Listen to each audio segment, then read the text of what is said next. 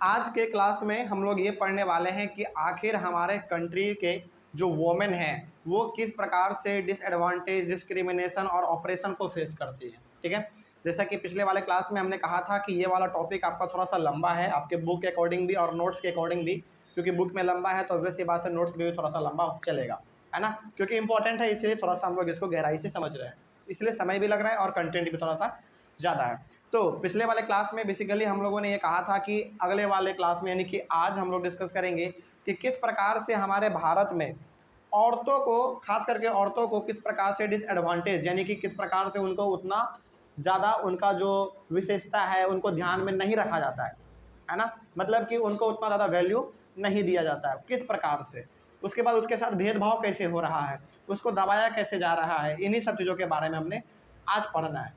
ठीक है, तो पिछले वाले क्लास का एक बार हम लोग फटाफट बात कर लेते हैं क्योंकि इंपॉर्टेंट है। पिछले वाले क्लास में बेसिकली हम लोगों ने ये देखा था, देखो देखा तो बहुत कुछ था, है ना, लेकिन जो कुछ कुछ इंपॉर्टेंट टर्म्स थे जो कि आपको हमेशा ध्यान में रखना है उसको एक बार मैं आपको दोबारा बता देता हूँ। जैसे पहला आपका था, इस चैप्टर को ही लेकर हम लोग बात यदि करें तो सबसे पहला आपका जेंडर डिवीजन था, है ना। उसके बाद फिर आपका इंपॉर्टेंट था सेक्सुअल डिवीजन ऑफ लेबर। ठीक है, उसके बाद फिर आपका था फेमिनिस्ट मूवमेंट, है ना। उसके बाद फिर आपका था पेट्रियार्कल सोसाइटी। तो ये जो चार इंपॉर्टेंट आपको डेफिनेशन देखने को पिछले वाले क्लास में मिला था, ये आपको याद रखना है। ठीक है, क्योंकि ये एक वर्ड में तो पूछ ही लेगा, साथ ही साथ यदि इसको लेकर आपका कॉन्सेप्ट यदि क्लियर है तो इसे माना जाएगा कि आपको चैप्टर भी समझ में आया है। ठीक है, चलिए, तो बहुत कुछ हम लोगों ने पिछले वाले क्लास में देखा था, उसमें हम नहीं जा रहे हैं क्योंकि बहुत फिर क्लास लंबा हो जाएगा, क्योंकि लंबा हम लोग क्लास कल देखे थे, लंबा वाला क्लास था हमारा कल।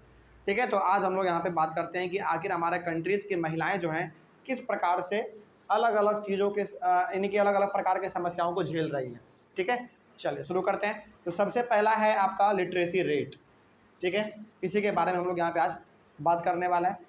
The literacy rate of women is only 54% and the literacy rate of man is 76%। पहले ही पॉइंट में यहाँ पे आपका क्लियर कर दिया है कि हमारे भारत में, खास करके भारत का यहाँ पे बात हो रहा है, वोमेन का लिटरेसी रेट 54% है। ठीक है, और मेन का लिटरेसी रेट जो है वो 76% है। अच्छा, यहाँ पे ना बच्चे कंफ्यूज हो जाते हैं कि सर 76% और 54 ये तो 100% से ज़्यादा हो गया। नहीं, यहाँ पे 100% में से 54% है लिटरेसी रेट किसका, वोमेन का। ठीक है, और यहाँ पे 100% में से 76% है लिटरेसी रेट किसका, मेन का। तो इसमें आपको कंफ्यूज नहीं होना है। तो लेकिन यहाँ पे देखा जाए तो कम किसका है, वोमेन का ही है ना। और हालांकि आज तो हमारा सिचुएशन थोड़ा सा बदल भी गया है, इसमें सुधार भी आ गया है, लेकिन पहले का यदि थोड़ा सा हम लोग डाटा देखें, थोड़ा बहुत 40-50 साल पहले का, तो ये डाटा हमारा और नीचे था, वोमेन का लिटरेसी रेट और ज़्यादा कम था। ठीक है, तो ये था हमारा पहला कि लिटरेसी रेट जो है वोमेन का 54% है अभी फ़िलहाल में, और आपका मेन का जो है वो 76% है। ठीक है, उसके बाद only a smaller proportion of girl students go for higher studies because their parents prefer to spend their resources for their boys education. देखिए, ये ना लगभग भारत में लगभग ऐसे फैमिली में ये होता है, ऐसा धारणा भी है कि हम जो अपने लड़कियों पे पैसा खर्च कर रहे हैं एजुकेशन में, वही पैसा हम किसके ऊपर खर्च कर देंगे, अपने बेटे के ऊपर खर्च कर देंगे। ऐसा सोच क्यों है मालूम है, क्योंकि ऐसा भारत में माना जा रहा है, हकीकत भी है, लेकिन ऐसा मानना नहीं चाहिए लोगों को। देखो, हकीकत इस रूप में है ना कि बेटी को एक दिन शादी करके चले जाना है ससुराल, तो इसका मतलब ये नहीं है कि बेटी को ससुराल भेज देंगे तो पढ़ाएंगे लिखाएंगे नहीं। भाई, ऐसा होना चाहिए क्या, बिल्कुल भी नहीं होना चाहिए। देखो, ये हकीकत है कि बेटी आपका एक दिन घर छोड़ के जाएगी, है कि नहीं, लेकिन इसका मतलब तो ये नहीं है ना कि बेटी और बेटे में फ़र्क कर दें। बेटी जाने ही वाली है तो छोड़ो इसको, थोड़ा सा कम लेवल वाले स्कूल में भी पढ़ेगी तो काम चलेगा, ये सब तो नहीं होना चाहिए ना, है कि नहीं। तो वही बात यहाँ पे कहा गया है कि ऐसे हमारे इंडियन पेरेंट्स का सोच है कि वो क्या चाहते हैं, वो चाहते हैं कि जो पैसे हम अपने बेटी पे खर्च करेंगे वही पैसे यदि हम अपने बेटे पे खर्च कर देंगे तो वो हमको ज़्यादा फायदा पहुँचाएगा, है ना। क्योंकि यहाँ पे लोगों का ये मानना होता है कि बेटी है तो वो पराई धन है, ऐसा मानना लोगों का। लेकिन आज के समय में यदि आप ऐसा मान रहे हैं तो कहीं ना कहीं आप अपने आप के पेड़ के ऊपर कुल्हाड़ी मार रहे हैं, क्योंकि आज ऐसा कोई फील्ड नहीं बचा है जहाँ पे कि लड़की हमारी नहीं पहुँची हुई है कि नहीं। हर एक फील्ड में हमारी लड़कियाँ परचम लहरा रही हैं। देखो, ये हकीकत है कि लड़की एक दिन आपका घर छोड़ के चल जाएगी, लेकिन इसका मतलब ये नहीं हुआ कि उसको पढ़ाएंगी ना, है ना। तो यहाँ पे पहला समस्या हमारे इंडिया में लड़कियों के साथ क्या आता है, लिटरेसी रेट को लेकर। अब आपके मन में सवाल ये भी आ सकता है कि लिटरेसी रेट भारत का क्यों कम क्यों है वुमेन का। तो आप ये जवाब में लिख सकते हैं कि बहुत सारे पेरेंट्स का ये मानना है कि जो पैसे हम अपने बेटे पे खर्च करेंगे वही पैसे यदि हम अपने बेटे पे खर्च कर देंगे तो वो ज़्यादा हमको प्रॉफिट देगा। ठीक है, ये आप लिख सकते हैं। तो पहला समस्या आपको मालूम चल गया कि लड़कियों को यानी कि वुमेन्स को किस प्रकार से डिस्क्रिमिनेट किया जा रहा है, ये पहला आपका था। दूसरा आपका आता है सेकंड इज अनइक्वल वेजेज। इसके बारे में जानते हैं क्या लिखा हुआ है। अनइक्वल वेजेज का मतलब भी आपको यहाँ पे समझ में आ रहा होगा, मतलब क्या कि बराबर मजदूरी ना मिलना, है कि नहीं। चलिए इसके बारे में बात कर लेते हैं। The proportion of highly paid and valued jobs is still very small for women. आज भी भारत में यदि देखा जाए, आज तो हालांकि बहुत हद तक सुधर गया कंडीशन, लेकिन आज भी ऐसे हमारे इंडिया में ऐसे बहुत सारे सेक्टर्स हैं जिसमें कि बड़े बड़े यानी कि वैल्यूबल जॉब जो है उसमें जो है औरतों का संख्या बहुत ही कम है, जिसमें कि सैलरी बहुत ज़्यादा है, जिसका कि हाई प्रोफाइल जॉब है उसमें लड़कियों का संख्या आज भी क्या है, कम है। कम है इसका मतलब कि नहीं है, मतलब कि वहाँ पे लड़कियाँ हमारी हैं लेकिन क्या है, कम है। बात समझ रहे हो। तो जिसमें पैसे ज़्यादा मिलते हैं, जिस जो हाई प्रोफाइल जॉब है उसमें जो है हमारे गर्ल्स का संख्या कम है, लेकिन गर्ल्स वहाँ पे भी है। ठीक है, आगे उसके बाद on an average an Indian women works 1 hour more than man every day. हमारे भारत में ऐसा डाटा निकाला गया है कि हमारी जो औरतें होती हैं वो 1 घंटा ज़्यादा काम करती हैं as compare to man, as compare to man. सोचो, मतलब कि औरतें हमारी जो हैं 1 घंटा ज़्यादा काम करती हैं, किससे, पुरुषों से। ये हमारे भारत का डाटा कहता है। लेकिन इसके बावजूद भी however her work is not paid and not valued. इसके बावजूद भी उसके काम को उतना ज़्यादा पेड नहीं किया जाता, यानी कि उतना ज़्यादा उसको पैसे नहीं दिए जाते हैं और उनके काम को वैल्यू भी नहीं दिया जाता है। तो ये स्थिति है हमारे महिलाओं के साथ। तो ये दूसरा कारण हो गया। ठीक है, आगे बढ़ते हैं। उसके बाद आपके सामने है third is women are paid less, यानी कि उसको पैसे कम दिए जा रहे हैं। ठीक है, अब कैसे पैसे कम दिए जा रहे हैं इसके बारे में जान लेते हैं थोड़ा सा। The equal remuneration act 1976 provides that equal wages should be paid to equal work. हमारे भारत के हमारे पार्लियामेंट ने 1976 में एक एक्ट निकाला था जिसका नाम क्या था, इक्वल रेम्यूनरेशन एक्ट। रेम्यूनरेशन का मतलब मालूम है क्या होता है, वो जो आप काम करेंगे ना, काम के बदले में जो आपको मजदूरी मिलेगा। यदि रेम्यूनरेशन का शुद्ध हिंदी वर्ड देखा जाए उसका इसका मतलब होता है प्राश्रमिक। क्या होता है, प्राश्रमिक। ठीक है, कोई दिक्कत नहीं, हिंदी वर्ड है, समझ में नहीं आया होगा तो कोई समस्या वाली बात नहीं है। बस इसको आप यहाँ पे ये समझ लीजिए कि हमारे भारत में जो भी पुरुष हो चाहे महिलाएं हो, यदि वो काम कर रही हैं, एक प्रकार का काम करें तो दोनों को सैलरी कितना मिलेगा, सेम मिलेगा। जैसे मान लीजिए एक मैन है और एक वुमेन है, दोनों पुलिस है और दोनों सेम पोस्ट पे है, तो दोनों को वेज कितना मिलेगा, यानी कि सैलरी दोनों को बराबर मिलेगा। तो हमारे भारत के संविधान ने और हमारे पार्लियामेंट के बदौलत ही जो है 1976 में ऐसा एक नियम लाया गया था। उस नियम का नाम था इक्वल रेम्यूनरेशन एक्ट 1976, जिसके तहत मैन और वुमेन दोनों को इक्वल सैलरी दिया जाएगा सेम काम के लिए। ठीक है, लेकिन इसके बावजूद भी however in almost all areas of work women are paid less than man even when both do exactly the same work. इसके बावजूद भी नियम कानून हमारे पास है, इसके बावजूद भी जो है औरतों को सेम काम के लिए पैसा कम दिया जा रहा है। तो कहीं ना कहीं हम लोग कह सकते हैं कि इक्वल रेम्यूनरेशन एक्ट 1976 का क्या हो रहा है, उल्लंघन हो रहा है ना। लोग इसके बारे में इसको मान नहीं रहे हैं, है कि नहीं। तो ये हो गया आपका तीसरा समस्या जो कि हमारे भारत के महिलाओं को झेलना पड़ रहा है। हाँ बिल्कुल, चाहे यदि हमारे देश की महिलाएं चाहें ना, यदि वो कंप्लेन कर देना तो ऑब्वियस सी बात है उनके खिलाफ एक्शन हो सकता है।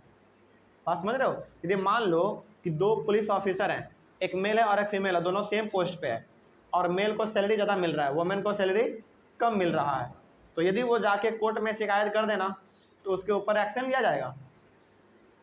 बिल्कुल ऐसा है, हमारे संविधान में प्रावधान है कि नहीं। चलिए, तो ये हो गया आपका तीसरा कंडीशन जिससे कि हमारे देश की महिलाओं को जूझना पड़ रहा है। ठीक है, आगे बढ़ते हैं। ये तीसरा हो गया। चौथा है आपका सेक्स रेशियो। ठीक है, चलिए इसके बारे में भी थोड़ा सा बात कर लेते हैं हम लोग कि आखिर क्या है इस टॉपिक में। देखा जाए, in many parts of India parents prefer to have son and find ways to have the girl child aborted before she is born. कितना दुर्भाग्य वाला बात है कि हमारे पेरेंट्स, आज भी हमारे इंडिया में ऐसे बहुत सारे पेरेंट्स हैं जो कि क्या और केवल और क्या चाहते हैं, अपने बच्चे के रूप में बेटे को चाहते हैं, है कि नहीं। और यदि उनको पता चल जाता, अच्छा यहाँ पे ना एक मशीन आता था पहले, जो कि यदि कोई महिलाएं प्रेग्नेंट हैं उसके ऊपर अल्ट्रासाउंड करके ये पता कर दिया जाता था कि आपके पेट में, यानी कि आपके कोख में जो बच्चा पल रहा है, जिसको आप जन्म देने वाले हैं 9 महीने बाद, वो लड़का है कि लड़की है। ऐसा मशीन था हमारे पास, आज भी मशीन है, लेकिन इसके ऊपर ना हमारे इंडियन गवर्नमेंट ने बैन लगा दिया। मालूम है क्यों? क्योंकि भारत के पेरेंट्स का ये सोच आज भी है और पहले भी था कि हमको क्या चाहिए, बेटा चाहिए। तो वो लोग पहले ही जाके मेडिकल में जांच करवा लेते थे कि मेरी बीवी यदि प्रेग्नेंट है तो देखो भाई लड़का है कि लड़की है। यदि लड़का है तो उसको जन्म दे दिया जाता था, और यदि लड़की होती थी ना तो उसको वहीं पे पेट में ही मार दिया जाता था, यानी कि अबॉर्शन कर दिया जाता था। ये चीज़ पहले था। तो यहाँ पे क्या होने लगा, यहाँ पे जो भारत में ना लड़कियों का संख्या कम होने लगा, तो हमारे इंडियन गवर्नमेंट ने कहा कि इस सिस्टम को क्या कर दिया जाए, बंद कर दिया जाए, यानी कि इस मशीन को ही क्या कर दिया जाए, मशीन नहीं बेसिकली ये जो तौर तरीका है इसको बंद कर दिया जाए। तो आज हर जगह पर ये सिस्टम जो है, पहले ही पता कर देना कि लड़का है कि लड़की है आपके पेट में, इसको बंद कर दिया गया, इसको इल्लीगल घोषित कर दिया गया है ना। और यदि कहीं पे नोके चोरी छिपे चल रहा है तो वो भाग बड़ों से ही चल रहा है, यदि पकड़ा गया तब तो फिर वो भी जेल के अंदर जाएगा, जेल का हवा खाएगा, है ना। तो वही चीज़ यहाँ पे कहा गया है कि हमारे पेरेंट्स वही आज भी चाहते हैं कि हमारे को क्या हो, बेटा हो। यदि लड़की है तो उसको अबॉर्ट कर दो, यानी कि अबॉर्शन उसका कर दो, ठीक है। This lead to a decline in child sex ratio in the country to merely 914। और इससे हुआ क्या, इससे ये हो गया कि हमारे भारत में चाइल्ड सेक्स रेशियो का कंडीशन आ गया। कंडीशन मतलब कि सिचुएशन आ गया, ठीक है। मतलब क्या हुआ इसका, चाइल्ड सेक्स रेशियो का मतलब यहाँ पे ये हो गया, देखिए चाइल्ड सेक्स रेशियो का ना एक तरीके से आप कह सकते हैं कि डेफिनेशन भी हमने यहाँ पे ब्रैकेट में लिख दिया है। लिखा हुआ है नंबर ऑफ गर्ल चिल्ड्रेन पर 1000 बॉयज, यानी कि हमारे भारत में ऐसा देखा जाने लगा कि यदि 1000 बच्चे जन्म ले रहे हैं जो कि बॉयज हैं, तो उनमें जो गर्ल्स का संख्या है वो मात्र कितने हो चुके हैं, 914 हो चुके हैं। सोचो, यानी कि 1000 बॉयज में से गर्ल्स का संख्या कितना हो रहा है, 914। तो अब जरा बताओ आगे भविष्य में चलकर यदि वो 1000 बच्चे का शादी ब्याह होगा, लड़की तो भाई आपके पास 914 ही है, तो बहुत सारे लड़के क्या हो जाएंगे, कुंवारे रह जाएंगे। कितने लड़के, 86, है ना, 86 लड़के हमारे क्या हो गए, कुंवारे रह गए। तो भाई ये सिस्टम तो गड़बड़ा गया। तो इस वजह से जो है हमारे भारत में चाइल्ड सेक्स रेशियो को बढ़ाने के लिए उस सिस्टम को ही बंद कर दिया गया, इल्लीगल घोषित कर दिया गया कि यदि आपने ऐसा काम किया तो फिर आपके ऊपर एक्शन लिया जा सकता है। तो ये हमारा चाइल्ड सेक्स रेशियो। तो कोई पूछे कि चाइल्ड सेक्स रेशियो क्या है, तो आप बताइएगा कि 1000 बच्चे में कितने लड़कियों का क्या हो गया, मृत्यु हो गया। इसी को हम लोग कहते हैं चाइल्ड सेक्स रेशियो। तो 1000 बच्चे में जो है यहाँ पे मात्र हमारा 914 गर्ल्स ही बच रही थी, बाकी जो है 86 गर्ल्स आपको मार दिए जाते थे। बात समझ रहे हो। तो यही था हमारा चौथा रीजन, जहाँ पे कि हमारी महिलाओं को भी अलग अलग प्रकार के समस्याओं को झेलना पड़ रहा है, ठीक है। लेकिन ये जो कंडीशन था एबॉर्शन करने का, इसको थोड़ा सा आज बदल दिया गया है ना। आगे बढ़ते हैं। तो ये 4 मुख्य कारण थे जिसके वजह से हमारे भारत के महिलाओं को डिसएडवांटेज, डिस्क्रिमिनेशन और ऑपरेशन झेलना पड़ रहा है, ठीक है। चलिए इसके बाद यहाँ पे कुछ इंपॉर्टेंट पॉइंट लिखे हुए हैं, इसके बारे में जान लेते हैं हम लोग। There are reports of various kinds of harassment, exploitation and violence against women. देखो इतना कुछ पढ़ने के बाद भी ना, यानी कि ये जो चारों आपने यहाँ पे समस्या पढ़ा, पहला समस्या क्या था वुमेन को लेकर, लिटरेसी रेट का, दूसरा था अनइक्वल वेजेज का, तीसरा था आपका पेड लेस का, और चौथा था आपका सेक्स रेशियो का। इतना सारा समस्याएं हमारी महिलाओं को झेलना तो पड़ ही रहा है, इसके बावजूद भी इसके साथ ही साथ आप कह सकते हैं कि हमारे देश के महिलाओं को अलग अलग प्रकार के और समस्याओं को झेलना पड़ता है, जैसे हरासमेंट मतलब औरतों को घर में टॉर्चर करना, उसके मन के खिलाफ कुछ काम करना, है ना, उसको टॉर्चर करना, उसको तकलीफ पहुंचाना, वो हो गया हमारा एक्सप्लॉयटेशन, उसका शोषण करना, है ना। एंड वायलेंस, उसको मारना पिटना, ये सब भी जो है हमारी महिलाओं को झेलना पड़ता है हमारे घरों में। बात समझ रहे हो। आगे पर्टिकुलरली अर्बन एरियाज है बिकम अनसेफ फॉर वोमेन, और ख़ास करके हमारे जो अर्बन एरियाज है, जो शहरी इलाका है, वो जो है वोमेन्स के लिए आज के दौर में अनसेफ बन चुका है, मतलब कि सुरक्षित नहीं है।